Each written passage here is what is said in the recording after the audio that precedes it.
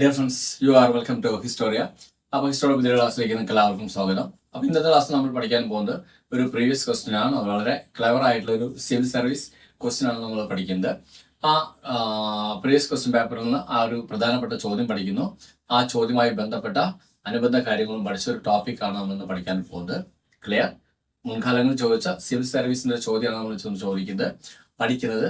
ആ ചോദ്യത്തിന്റെ അനുബന്ധ കാര്യങ്ങളും ഉത്തരങ്ങളും അനുബന്ധ കാര്യങ്ങളുമായി ഒരു ടോപ്പിക്കാണ് നമ്മൾ പഠിക്കാൻ പോകുന്നത്. നമ്മളെല്ലാ ക്ലാസ്സിലും ചെയ്യുന്ന പോലെ തന്നെയാണ്. അപ്പോൾ നമുക്ക് ചോദ്യം ലഭിക്കാം. വളരെ ക്ലെവർ ആയിട്ടുള്ള കണ്ണിങ് ആയിട്ടുള്ള ഒരു ക്വസ്റ്റ്യൻ ആണ്. ശ്രദ്ധിക്കുക, വളരെ ഭംഗിയായിട്ട് ശ്രദ്ധിക്കുക. വണ്ടർഫുൾ ക്വസ്റ്റ്യൻ ആണ് എന്റെ സംഭവം. ഇന്ത്യൻ കോൺസ്റ്റിറ്റ്യൂഷന്റെ ഭാഗത്ത് നിന്നാണ് ചോദ്യം. നമുക്ക് നോക്കാം.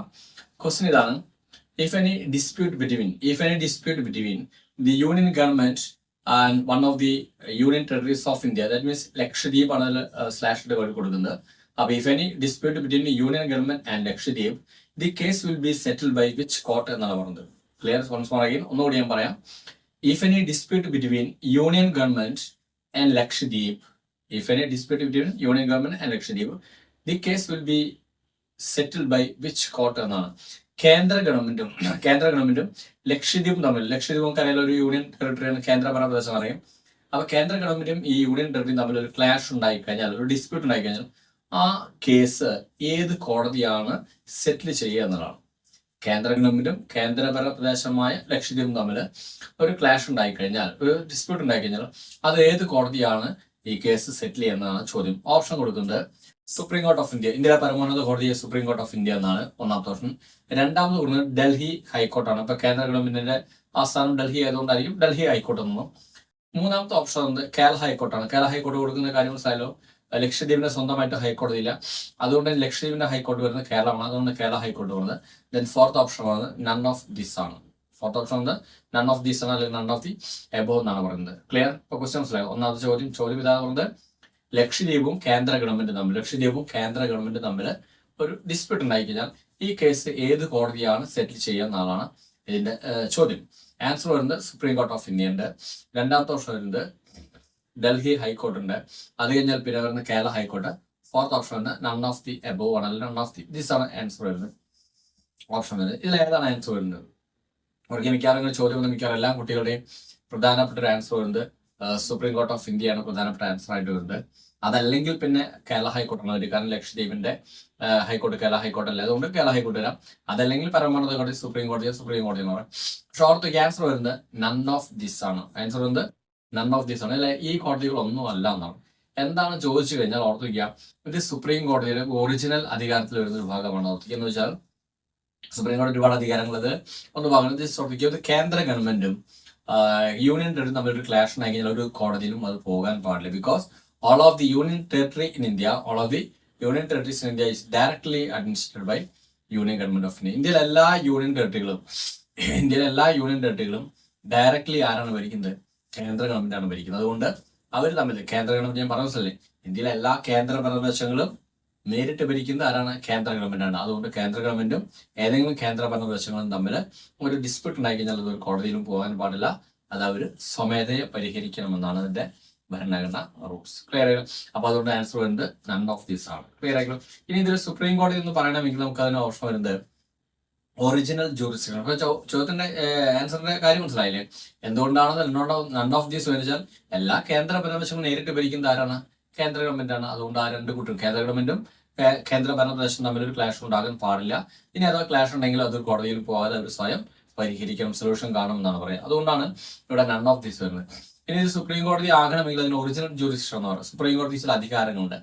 ആ അധികാരങ്ങളാണ് നമ്മൾ ഈ ടോപ്പിക്കിലൂടെ പഠിക്കുന്നത്. പ്രധാനപ്പെട്ട സുപ്രീം കോടതി അധികാരം സുപ്രീം കോടതി ഒന്നാമത്തെ അധികാരം എന്ന് പറഞ്ഞാൽ ഒറിജിനൽ ജൂറിസ്ഡിക്ഷൻ എന്ന് പറയുന്നത്. ഒറിജിനൽ ജൂറിസ്ഡിക്ഷൻ എന്ന് വെച്ചാൽ കേന്ദ്ര ഗവൺമെന്റും സംസ്ഥാന ഗവൺമെന്റും തമ്മിൽ ഒരു ക്ലാഷ് ഉണ്ടാണെങ്കിൽ, കേന്ദ്ര ഗവൺമെന്റും ഒരു സംസ്ഥാനം തമ്മിൽ ഒരു ക്ലാഷ് ഉണ്ടെങ്കിൽ അത് പരിഹരിക്കും സുപ്രീം കോടതിയാണ്. അതോടൊപ്പം തന്നെ A group of state and union ഗവൺമെന്റും ഒരു കൂട്ടം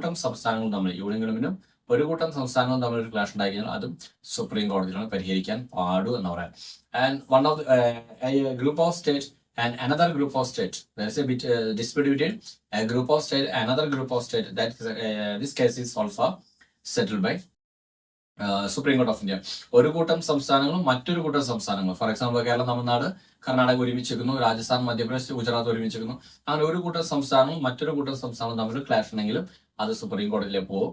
ഒരു സംസ്ഥാനവും മറ്റൊരു സംസ്ഥാനം തമ്മിൽ ഡിസ്പ്യൂട്ട് ഉണ്ടെങ്കിലും സുപ്രീം കോടതിയിലേക്ക് പോകും. ഇനി ഒരു സംസ്ഥാനവും കേന്ദ്ര ഗവൺമെന്റും തമ്മിൽ ഒരു ക്ലാഷിന് സുപ്രീം കോടതിയിലേക്ക് പോകും. A group of state between union government, ഒരു കൂട്ടം സംസ്ഥാനങ്ങളും കേന്ദ്ര ഗവൺമെന്റും തമ്മിൽ ഒരു ക്ലാഷ് ഉണ്ടെങ്കിലും സുപ്രീം കോടതിയിലേക്ക് പോകും. ഇനി അതല്ല കേന്ദ്ര ഗവൺമെന്റും ബാക്കി എല്ലാ സംസ്ഥാനങ്ങളും കൂടി ഒരു ഡിസ്പ്യൂട്ട് ഉണ്ടായാലും സുപ്രീം കോടതിയിലേക്ക് പോകും. ഇതാണ് സുപ്രീം കോടതിയുടെ ഒറിജിനൽ ജൂറിസ്ഡിക്ഷൻ എന്ന് പറയുന്നത്. പക്ഷെ ഇവിടെ സ്റ്റേറ്റ് അല്ല വരുന്നത്, കേന്ദ്ര ഭരണപ്രദേശമായതുകൊണ്ടാണ് സുപ്രീം കോടതി പോകാതെ നൺ ഓഫ് ദിസ് ആൻസറിലേക്ക് വന്നത്. ക്ലിയർ ആയിരിക്കുമല്ലോ. ഇനി സുപ്രീം കോടതി രണ്ടാമത്തെ അധികാരം റിട്ട് ജൂറിസ്ഡിക്ഷൻ ആണ്. റിട്ട് ജൂറിസ്ഡിക്ഷൻ നമുക്കറിയാലോ, പ്രധാനമായിട്ട് 5 റിട്ടുകൾ: ഹേബിയസ് കോർപ്പസ്, മാൻഡമസ്, പ്രൊഹിബിഷൻ, സെർഷറി, കോവാറന്റ്. അങ്ങനെ 5 റിട്ടുകൾ. ഈ റിട്ടുകൾ പുറപ്പെടുവിക്കാൻ അധികാരം സുപ്രീം കോടതിക്കാണ്. ആർട്ടിക്കിൾ 32 പ്രകാരം, ആർട്ടിക്കിൾ 32 പ്രകാരം സുപ്രീം കോടതിക്കും, ആർട്ടിക്കിൾ 226 പ്രകാരം ഹൈക്കോടതികൾക്കും റിട്ടുകൾ പുറപ്പെടുവിക്കാൻ അധികാരമുണ്ട്. ഈ 5 റിട്ടുകൾ പുറപ്പെടുവിക്കുക. അതുകൊണ്ടാണ് റിട്ട് കോടതി എന്ന് റിട്ട് അധികാരം എന്ന് സുപ്രീം കോടതിക്കാണ്. ഇനി റിട്ടുകളുടെ കാര്യത്തിൽ ഏറ്റവും കൂടുതൽ അധികാരം വിനിയോഗിക്കുന്നത് സുപ്രീം കോടതിയല്ല, ഹൈക്കോടതിയാണ്. മറക്കാതെ പഠിച്ചു വയ്ക്കുക. റിട്ടുകളുടെ കാര്യത്തിൽ പരമോന്നത കോടതി സുപ്രീം കോടതി ആണെങ്കിൽ പോലും ആർട്ടിക്കിൾ 32 പ്രകാരം സുപ്രീം കോടതിയും ആർട്ടിക്കിൾ 226 പ്രകാരം ഹൈക്കോടതി എന്ന് പറഞ്ഞു. പക്ഷെ പരമോന്നത കോടതി ആണെങ്കിൽ പോലും റിട്ടുകളുടെ കാര്യത്തിൽ കൂടുതൽ അധികാരം ഉപയോഗിക്കുന്നത് ഹൈക്കോടതിയാണ്. കാരണം ഫണ്ടമെന്റൽ റൈറ്റ്സ് എൻഫോഴ്സ് ചെയ്യാൻ വേണ്ടി മാത്രമേ സുപ്രീം കോടതി റിട്ട് പുറപ്പെടുവിക്കുന്നു. അതേസമയം ഹൈക്കോടതി ആണെങ്കിൽ ഫണ്ടമെന്റൽ റൈറ്റ്സ് പുറപ്പെടുവിക്കാനും എൻഫോഴ്സ് ചെയ്യാനും അതുകൊണ്ട് അതർ പർപ്പസ് മറ്റ് കാര്യങ്ങൾക്ക് വേണ്ടിയും ഉപയോഗിക്കാം, റിട്ട് ഉപയോഗിക്കാം. അപ്പൊ ഈ ഒരു ക്ലോസ് വെച്ച് നോക്കുമ്പോൾ റിട്ടുകളുടെ കാര്യത്തിൽ ഏറ്റവും കൂടുതൽ വിനിയോഗിക്കുന്നു, ഏറ്റവും കൂടുതൽ അധികാരം ഉപയോഗിക്കുന്നു ഹൈക്കോടതിയാണ് വയ്ക്കുക. അപ്പൊ സുപ്രീം കോടതി രണ്ടാമത്തെ അധികാരമാണ് റിട്ട് ജൂറിസ്ഡിക്ഷൻ എന്നുള്ളത്. ഒന്നാമത് പറഞ്ഞത് ഒറിജിനൽ ജൂറിസ്ഡിക്ഷൻ, രണ്ടാമത് പറഞ്ഞത് റിട്ട് ജൂറിസ്ഡിക്ഷൻ. ഇനി മൂന്നാമത്തെന്ന് പറയുന്നത് അപ്പലേറ്റ് കോർട്ട് എന്ന് പറയും. അപ്പലേറ്റ് ജൂറിസ്ഡിക്ഷൻ അല്ലെങ്കിൽ അപ്പലേറ്റ് കോർട്ട് എന്ന് പറയും. അപ്പലേറ്റ് ജൂറിസ്ഡിക്ഷൻ അല്ലെങ്കിൽ അപ്പലേറ്റ് കോർട്ട് എന്ന് പറയുന്നത് സുപ്രീം കോടതി ഇസ് ദ സുപ്പീരിയർ കോർട്ട് അല്ലെങ്കിൽ apex court in India. All verdict of all court can B question in supreme court എന്ന് പറയാം. നമ്മുടെ എല്ലാ കോടതിയും, ഇതിൽ ഏറ്റവും പരമോന്നതമായ കോടതി എന്ന് പറയുന്നത് സുപ്രീം കോടതിയാണ്. അതുകൊണ്ട് ബാക്കി എല്ലാ സബോർഡിനേറ്റ് കോടതികളുടെയും വിധികളെല്ലാം നമുക്ക് ഏതുവരെ പോകാം, സുപ്രീം കോടതി വരെ നമുക്ക് ചോദ്യം ചെയ്യാം എന്നാണ് പറഞ്ഞത്. അപ്പൊ നമുക്ക് അപ്പീൽ പോകാന്നൊക്കെ, നമ്മൾ ഹൈക്കോടതി അപ്പീൽ പോയി, സുപ്രീം കോടതിയിൽ അപ്പീൽ പോയിന്നുണ്ട്. അപ്പൊ അതുപോലെ താഴെത്തട്ടുള്ള ഏത് കോടതികളുടെ വിധികളെയും ചോദ്യം ചെയ്യാനും നമുക്ക് ഏതുവരെ പോവാം, സുപ്രീം കോടതി പോവാം. അപ്പൊ സുപ്രീം കോടതിയിലെ അപ്പെക്സ് കോർട്ടാണ്. ഇതാണ് സുപ്രീം കോടതി അപ്പലേറ്റ് ജൂറിസ്ഡിക്ഷൻ എന്ന് പറയുന്നത്. ക്ലിയർ ആയില്ലോ.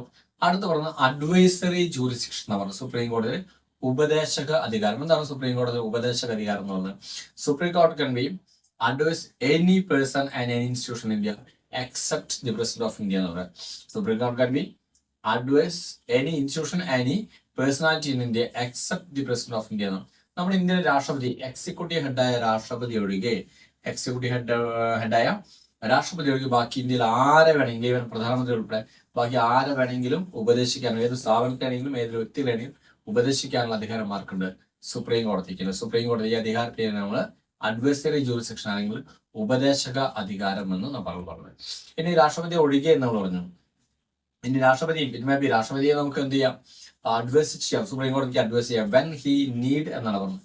രാഷ്ട്രപതി ആവശ്യപ്പെടുന്ന സമയത്ത് രാഷ്ട്രപതി നമുക്ക് എന്ത് ചെയ്യാം, സുപ്രീം കോടതിക്ക് എന്ത് ചെയ്യാം, അഡ്വൈസ് ചെയ്യാം. അതല്ലാത്ത പക്ഷം രാഷ്ട്രപതി ഒഴികെ ബാക്കി എല്ലാവരെയും, എല്ലാ സ്ഥാപനങ്ങളെയും സുപ്രീം കോടതിക്ക് ഉപദേശിക്കാം. രാഷ്ട്രപതി ആവശ്യപ്പെടുന്ന സന്ദർഭത്തിൽ മാത്രം സുപ്രീം കോടതിക്ക് രാഷ്ട്രപതിയെ ഉപദേശിക്കുകയല്ല, ഉപദേശം സ്വീകരിക്കുകയാണ് ചെയ്യുന്നത്. ക്ലിയർ? ഉപദേശിക്കുകയല്ല, രാഷ്ട്രപതി ഉപദേശം ചോദിക്കുകയാണ് ചെയ്യുക. ആ അർത്ഥത്തിൽ രാഷ്ട്രപതി രാഷ്ട്രപതി ആവശ്യപ്പെടുന്ന സന്ദർഭം മാത്രം ഉപദേശിക്കുക, അല്ലാതെ ഉപദേശിക്കാൻ പാടില്ല. ഇതാണ് സുപ്രീം കോടതിയിലെ അഡ്വൈസറി ജൂറിസ്ഡിക്ഷൻ എന്ന് നമ്മൾ പറയുന്നത്. അടുത്ത് വരുന്നത് കോർട്ട് ഓഫ് റെക്കോർഡ് എന്ന് പറയുന്നത്. സുപ്രീം കോടതി is A court of record. Supreme കോടതി കോർട്ട് ഓഫ് റെക്കോർഡ് എന്ന് പറയുന്നത് സുപ്രീം കോടതി എല്ലാ പ്രൊസീജിയേഴ്സും, എല്ലാ വെർഡിക്റ്റും, എല്ലാ ഡിക്ലറേഷനും, അതൊക്കെ എന്തിട്ട് അതൊക്കെ റെക്കോർഡുകളാക്കിയ രേഖകളാക്കി സൂക്ഷിക്കും. സുപ്രീം കോടതിയിൽ വരുന്ന വിധികൾ, സുപ്രീം കോടതി നടപടിക്രമങ്ങൾ, സുപ്രീം കോടതിയിലെ ഡിക്ലറേഷൻസ് തുടങ്ങിയ എല്ലാം എന്ത് ചെയ്യും, റെക്കോർഡായിട്ട് അവിടെ സൂക്ഷിക്കുന്നത്. അതായിരിക്കും പിന്നീട് ഫർദർ റഫറൻസുകളായിട്ടും വാല്യൂ ആയിട്ട് നമ്മൾ സൂക്ഷിക്കുന്നത്. സുപ്രീം കോടതി ഈ വാല്യൂ എവിഡൻസുകളൊക്കെ ആയിട്ട് സ്വീകരിക്കുന്ന സുപ്രീം കോടതിയിലെ ഈ പ്രൊസീജിയേഴ്സ് ആയിരിക്കും. It cannot be question any court. അത് ഒരു കോടതിയും ചോദ്യം ചെയ്യാൻ പാടില്ല. എന്ന് വെച്ചാൽ സുപ്രീം കോടതി ഒരു വിധി പ്രഖ്യാപിച്ചു, സുപ്രീം കോടതി ചില നടപടിക്രമങ്ങൾ, സുപ്രീം കോടതി രീതിയിൽ ഇതെല്ലാം റെക്കോർഡായി സൂക്ഷിച്ചത് ഫർദർ റെഫറൻസിന് വേണ്ടി നമുക്ക് ഉപയോഗിക്കാം, അത് എവിഡൻസ് ആയിട്ടും ഉപയോഗിക്കാം എന്നാണ് പറയുന്നത്. ഇതാണ് സുപ്രീം കോടതി is A court of record. രേഖകളുടെ ഒരു കോടതിയാണ് സുപ്രീം കോടതി എന്ന് പറയുന്നത്. ക്ലിയർ ആയില്ലോ. നെക്സ്റ്റ് അടുത്ത് വന്നത് ജുഡീഷ്യൽ റിവ്യൂ റൈറ്റ് എന്ന് പറയുന്നത്. ജുഡീഷ്യൽ റിവ്യൂവിനുള്ള അധികാരം ആർക്കുണ്ട്? സുപ്രീം കോടതി. എന്താണ് ജുഡീഷ്യൽ റിവ്യൂ എന്ന് പറയുന്നത്? നീതിന്യായ പുനരവലോകനം എന്ന് പറയാം. ജുഡീഷ്യൽ റിവ്യൂ എന്ന് പറഞ്ഞാൽ എന്താ പറയുക? നീതിന്യായ പുനരവലോകനം. നീതിന്യായ പുനരവലോകനം എന്ന് പറയുന്നത് any parliamentary laws and verdict of Supreme Court can be reviewed and it may be cancelled or nulled എന്ന് പറയാം. അതായത് പാർലമെന്ററി നിയമങ്ങളാണെങ്കിലും സംസ്ഥാനങ്ങളുടെ നിയമങ്ങളാണെങ്കിലും പാർലമെന്റ് ഉണ്ടാക്കുന്ന നിയമങ്ങളാണെങ്കിലും സംസ്ഥാന നിയമനിർമ്മാണ സഭ ഉണ്ടാക്കുന്ന നിയമങ്ങളാണെങ്കിലും അല്ലെങ്കിൽ സുപ്രീം കോടതിയോ അല്ലെങ്കിൽ ലോവർ കോർട്ട് സബോർഡിനേറ്റ് കോടതികളുടെ വിധിയാണെങ്കിൽ പോലും അതെല്ലാം റിവ്യൂ ചെയ്യാനും വേണമെങ്കിൽ നള്ള് ചെയ്യാനോ അല്ലെങ്കിൽ ക്യാൻസൽ ചെയ്യാനുള്ള അധികാരമുണ്ട് സുപ്രീം കോടതി. It is a right only for supreme കോടതി. It is a right of supreme court to review any legislature law of parliament or state legislative assembly and verdict of any court in India can be review and it may be nulled എന്ന് പറയും. അത് വേണമെങ്കിൽ നള്ള് ചെയ്യാനോ cancel ചെയ്യാനോ അല്ലെങ്കിൽ പുനഃപരിശോധിക്കാനുള്ള അധികാരം ആർക്കുണ്ട്? Supreme കോടതി. എന്താണ് സുപ്രീം കോടതി ജുഡീഷ്യൽ റിവ്യൂ എന്ന്? അപ്പൊ പാർലമെന്റ് ഉണ്ടാക്കുന്ന നിയമങ്ങളാണെങ്കിൽ പോലും സംസ്ഥാന നിയമനിർമ്മാണ സഭ ഉണ്ടാക്കുന്ന നിയമമാണെങ്കിലും സുപ്രീം കോടതിയുടെ വിധിയാണെങ്കിലും അതിന് താഴെ നടക്കുന്ന കോടതിയുടെ വിധിയാണെങ്കിൽ പോലും അത് വേണമെങ്കിൽ വീണ്ടും പുനഃപരിശോധിക്കാനും വേണമെങ്കിൽ തെറ്റിതിരുത്താനും വേണമെങ്കിൽ അത് പരിപൂർണമായി റദ്ദ് ചെയ്യാനുള്ള അധികാരം ആർക്കുണ്ട്? സുപ്രീം കോടതിക്ക്. ഇതാണ് സുപ്രീം കോടതി ഈ ജുഡീഷ്യൽ റിവ്യൂ അല്ലെങ്കിൽ നീതിന്യായ പുനരവലോകനം എന്ന് നമ്മൾ പറയുന്നത്. അപ്പൊ ഇന്നത്തെ ഈ ഒരു ചോദ്യത്തിൽ നമ്മൾ പഠിച്ച ടോപ്പിക് എന്ന് പറയുന്നത് ഇതാണ്, സുപ്രീം കോടതിയുടെ അധികാരങ്ങളാണ്. ഏതൊക്കെ സുപ്രീം കോടതി അധികാരങ്ങൾ? ഫസ്റ്റ് ഓണം പറഞ്ഞ ഒന്ന് പറയുന്നത് ഒറിജിനൽ അധികാരം, ഒറിജിനൽ ജൂറിസ്ഡിക്ഷൻ. രണ്ടാമത്തെ പറഞ്ഞത് റിട്ട് ജൂറിസ്ഡിക്ഷൻ, റിട്ട് അധികാരം പറഞ്ഞു. മൂന്നാമത്തെ പറഞ്ഞത് അപ്പലേറ്റ് ജൂറിസ്ഡിക്ഷൻ, അപ്പെക്സ് കോർട്ടാണെന്ന് പറഞ്ഞു.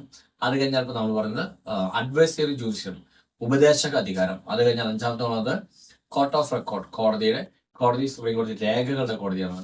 ദെൻ ഫൈനലി ആറാമത്തെ പോയിന്റ് നമ്മൾ പറയുന്നത് എന്താണ്?